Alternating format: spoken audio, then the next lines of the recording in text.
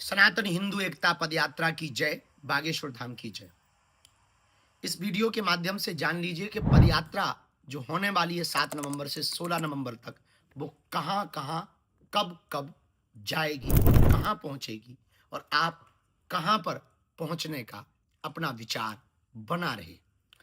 यह पदयात्रा हिंदुओं की एकता के लिए, सनातन की एकता के लिए वैचारिक यात्रा है, वैचारिक क्रांति है। देश की सबसे बड़ी क्रांति होने जा रही है 2.0। मतलब हम अपने जीवन की दूसरी पदयात्रा प्रारंभ करेंगे 7 नवंबर को।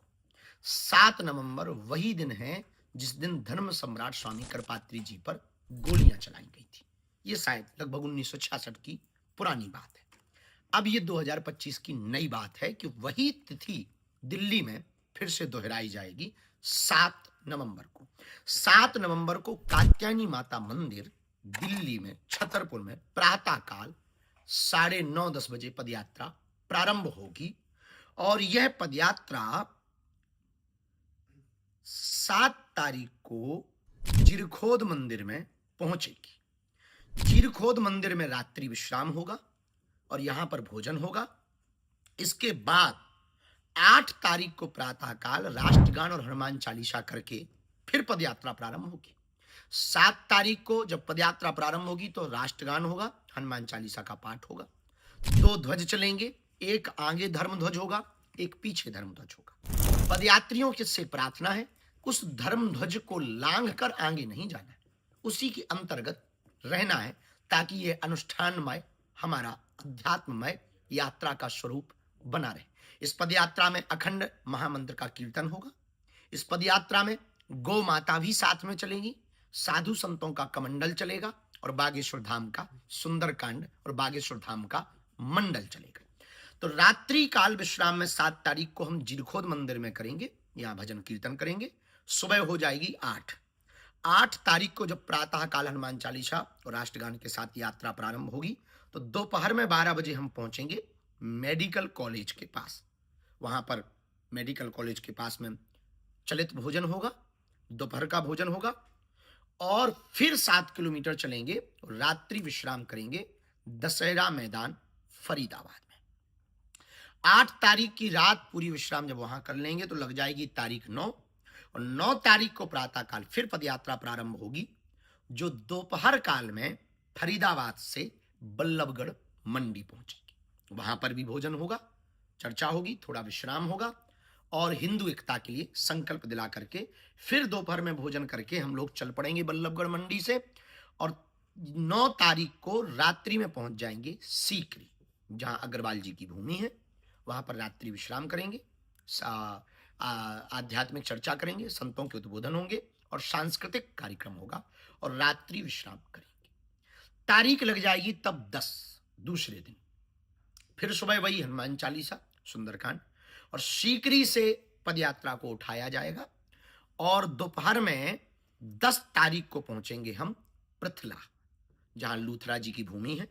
वहां पर भोजन पाएंगे, संवाद करेंगे और लोगों से मिलेंगे, रास्ते में भी मिलेंगे, चलते चलते भी मिलेंगे और वहां भी पृथला में मिलेंगे।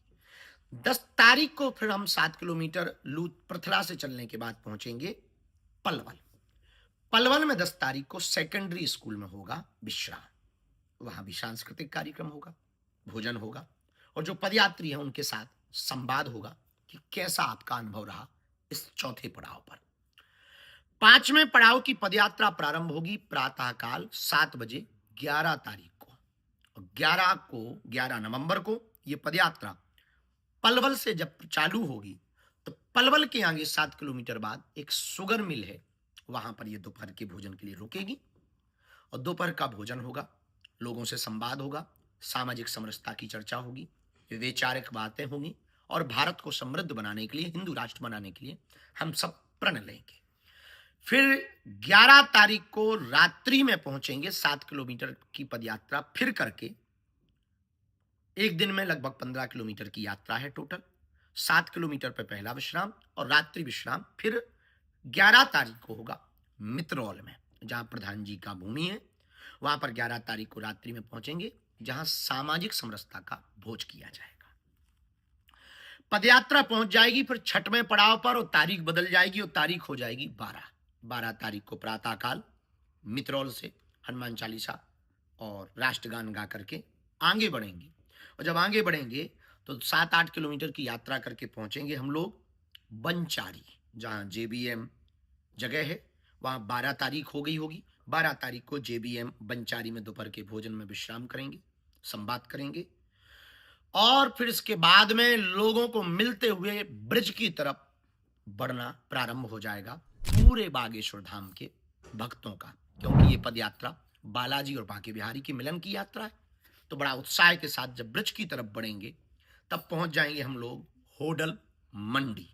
और तारीख है 12 तारीख को रात्रि में होटल मंडी पहुंचेंगे, जहां संवाद होगा, सांस्कृतिक चर्चा होगी, संस्कृति पर चर्चा होगी, सनातन पर चर्चा होगी, हिंदुत्व पर चर्चा होगी और हमारी प्राचीन परंपराओं को कैसे जीवंत रखें इस पर चर्चा होगी। तब तक तारीख बदलेगी, रात्रि विश्राम होगा, तारीख बदलेगी और तारीख लग जाएगी 13। बहुत कम समय बचेगा ब्रिज पहुंचने का। और 13 तारीख को जब सुबह प्रातःकाल होटल मंडी से हनुमान चालीसा और राष्ट्रगान गाकर निकलेंगे तो ये पड़ाव होगा 7वां। और दोपहर का भोजन होगा कोट 1 बॉर्डर सेल्स टैक्स पर। वहां पर जो जगह है वहां पर दोपहर का भोजन होगा। 7-8 किलोमीटर चलकर आनंद के साथ बैठेंगे और प्रणाम करेंगे। चलते चलते पदयात्रा रात्रि विश्राम के लिए पहुंचेगी कोसी मंडी। कोसी मंडी में 13 तारीख को रात्रि विश्राम होगा और यहां पर सांस्कृतिक चर्चा वही होगी, संगीत होंगे, भजन होंगे, गीत होंगे, ब्रिज रस होगा, ब्रिज का आनंद होगा। पदयात्रा विश्राम करेगी 13 तारीख को कोसी मंडी में और तारीख बदलेगी, तारीख लगेगी 14 और पड़ाव होगा 8वां। और 14 तारीख को जब सुबह प्रातःकाल कोसी मंडी से हनुमान चालीसा और राष्ट्रगान गाकर निकलेंगे तो 7-8 किलोमीटर चलने के बाद में जो दोपहर का भोजन होगा वो होगा बेकमेट इंडस्ट्री कंपनी के सामने। वहां पर भोजन होगा, वहां पर संवाद होगा, सामाजिक समरसता की चर्चा होगी और फिर यहां से प्रण लेकर के फिर बढ़ जाएंगे 7-8 किलोमीटर और रात्रि विश्राम 14 तारीख को करेंगे गुप्ता रेजिडेंसी में। वहां पर रुक करके फिर वहां के लोकल क्षेत्रीय लोगों से चर्चा करेंगे, संतों से चर्चा करेंगे, महंतों से चर्चा करेंगे, उनका आशीर्वाद लेंगे और विश्राम करेंगे। 14 तारीख को विश्राम करते ही तारीख बदल जाएगी, तारीख लग जाएगी 15 नवंबर। तो 15 नवंबर को 9वां पड़ाव होगा। फिर एक दिन मात्र शेष रह जाएगा। उत्साह और उल्लास चरम पर होगा बांके बिहारी से मिलन का और बालाजी से मिलवाने का। 9 तारीख को 9वें पड़ाव को 15 नवंबर को दोपहर का भोजन जो किया जाएगा सुबह चलने के बाद गुप्ता रेजिडेंसी से यादव हरियाणा ढाबा के पास में दोपहर का भोजन होगा। वहां रुकेंगे 15 तारीख को और वहां पर संवाद करेंगे, ब्रिजवासियों का आशीर्वाद लेंगे, ब्रिज के सभी माताओं का आशीर्वाद लेंगे, ब्रिज रज को मस्तक पर लगाते हुए रात्रि विश्राम करेंगे राधा गोविंद जी मंदिर में। वहां पर रात्रि विश्राम होगा, ठाकुर जी के दर्शन होंगे, ठाकुर जी के तरह तरह की लीलाओं का मधुर गायन होगा, संवाद होगा, रुका नहीं, रात्रि विश्राम करेंगे, रुकेंगे। इसके बाद फिर वो दिन आ जाएगा जब हम सब अपने जीवन की 2.0 की यानी जीवन की दूसरी पदयात्रा को विराम देने का समय होगा। वो दिन आएगा जब बालाजी और बांके बिहारी के मिलन का समय आएगा। वो दिन होगा जो पदयात्री 10 दिन से नई नई यादें तरोताजा करके लोगों से मिलकर, हिलकर, मिलकर, चल करके जब हम लोग नई नई कहानियां को गढ़ पाएंगे, समझ पाएंगे, जान पाएंगे और भारत के लिए कुछ कर पाएंगे। और फिर यहाँ से विदा होने का समय होगा, अपने अपने घरों की वापसी। कोई ट्रेनों से जाता दिखाई पड़ेगा, कोई बसों से जाता दिखाई पड़ेगा, तो कोई उत्साह लेकर जाता दिखाई पड़ेगा, तो कोई बांके बिहारी से बिछड़न का विरह लेकर के जाता दिखाई पड़ेगा। और तारीख बदलेगी, 15 से होगी 16 और 16 नवंबर को वो दिन अभूतपूर्व होगा। राधा गोविंद जी के मंदिर से चलकर 7-8 किलोमीटर दूर 4 धाम छठी करा में भोजन होगा, प्रसाद होगा और फिर इसके बाद में यहाँ से बांके बिहारी के चरणों में जाकर के यात्रा विश्राम करेगी और यात्रा बालाजी की यात्रा बांके बिहारी के चरणों में मिल जाएगी और जीवन का, भारत का एक दूसरा अध्याय गढ़ जाएगा। सनातन संस्कृति का एक नया अध्याय लिख जाएगा। हिंदू डरपोक नहीं है, हिंदू डरा हुआ नहीं है, हिंदू एक है, हिंदू संगठित है, हिंदू जागा हुआ है, हिंदू अब भागने वाला नहीं है, हिंदू अब जाग चुका है। ये नया अध्याय इतिहास के पन्नों पर 16 तारीख को लिख जाएगा। आप कहाँ पहुंच रहे हो अपने देश के लिए, राष्ट्र के लिए, सनातन के लिए, हिंदुत्व के लिए?